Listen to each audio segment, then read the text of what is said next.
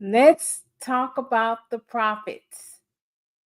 In this video, I'm going to be sharing with you about the three different types of prophets that are in the Bible, although there are more than three.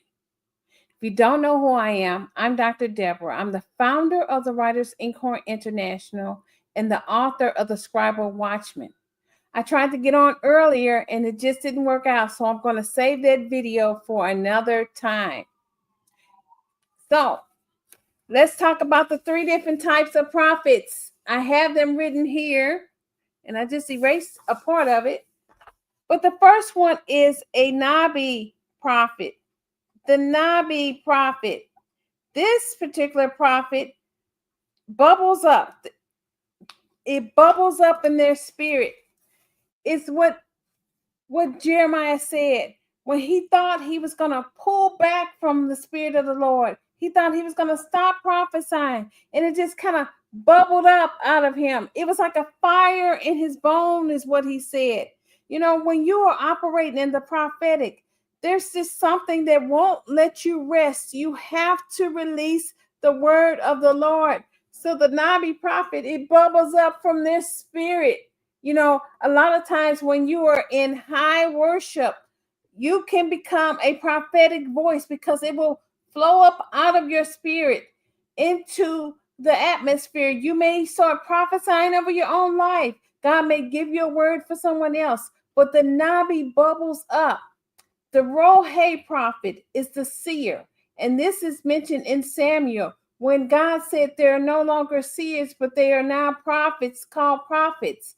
The seer prophet back then was when people came to the prophet in the prophetic voice to see and find out what was going on. Maybe they lost something. Maybe they needed some type of information, but prophets were used in that particular way. Today, people go to psychics, but back in the old days, the Old Testament, they went to the prophet for instruction. We have to be careful in this hour not to go and look outside of God's spokespeople, or just hearing God for yourself, because the veil has been torn. So because the veil has been torn, we can now hear God's voice for ourselves. That's why it's so important to begin to know how to discern God's voice. You may not need to go to a prophetic voice. Sometimes people go to prophets because they really can't hear. You're too close to the situation. You're too close to the matter. I know there are times in my life when I can't hear God for myself. I can hear it for other people, but because it's so personal, I can't always hear for myself what God is saying. The third prophet is called the Chozeh prophet. This is a true seer. The Chozeh prophet is also a beholder of visions. These type of prophets will see God in a vision. God will show them things like he did Ezekiel. He showed Ezekiel and Isaiah in a vision. Jesus himself said, I do nothing unless I see my Father. He told Habakkuk to go and write the vision. Habakkuk said, I will go to my watch and see what God has to say. To the Chozeh prophet, this particular prophet in particular, they can peer into the distant future by the leading of God only. You can't do it in your own strength. You cannot go and make yourself have a vision or a dream. It has to come from the Lord. So when we're talking about these three different types of prophets, these are just three different types. There are more types of prophets.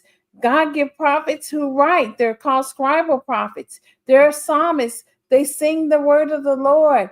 There are apostolic prophets. They are builder of men and builder of people, builder of things that God shows them to build, builder of churches.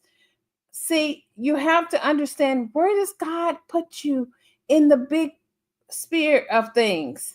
There are some that are atmospheric prophets. They can shift atmospheres because they have the voice and the word of the Lord in them. And so on today's teaching, we're talking about the three different types. the Nabi, where it bubbles up out of your spirit. The Rohe, you're a seer prophet. But the Chozeh prophet is the beholder of visions.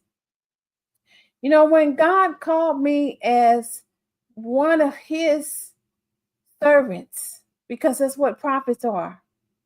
Prophets are servants of the Lord. You don't do anything on your own accord. You hear what God says and you do what he tells you. True prophets of the Lord are not in it for personal gain, but God supports and supplies the prophets accordingly, according to their mantle, according to how he has ranked them in the big sphere of things. So we have to understand that God is the one who calls his prophets. There are false prophets that are out there, prophets that operate in the demonic realm, prophets that operate through necromancy, prophets that operate through tea leaf reading, prophets that operate through palm readings. They do, and they use things that are outside of God, that God does not, he's not happy with that type of prophetic voice. They are gifted, they may be gifted in the prophetic, but they're using it for the wrong reason. They're using it for personal gain. So when you are called to be his prophet, he will show you in a dream or a vision. God is the one who calls his prophets. They don't call themselves.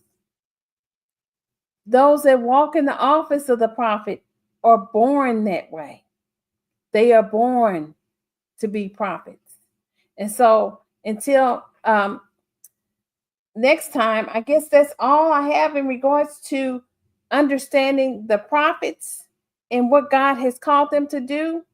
And so I just wanted to get on to try to kind of hold this spot. And I will see you in another video. So be sure to like, subscribe, turn on your notifications so that you know the next time I upload a video. I will be posting what God had given me in regards to the prophetic watchman or the watchman prophet. I will be posting that and sharing more on that. It's just been a really kind of interesting day on today as we hear the winds of God moving through this region. Get positioned, get ready. Know that God is moving. Listen for the sound of his voice and obey when he speaks. Shalom.